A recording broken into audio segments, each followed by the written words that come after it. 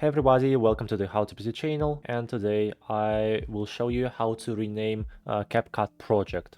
So as you can see, now I have only one project, 0921 right here, and let's try to change the name of this project. So to do it, hover your mouse over the project, and at the bottom right you can see the three dots icon. Now just click on it and the drop down menu will appear.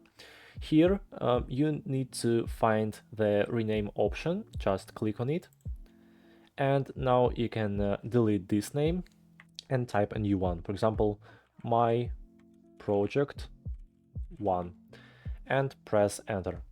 So this is how you can easily rename your CapCut project.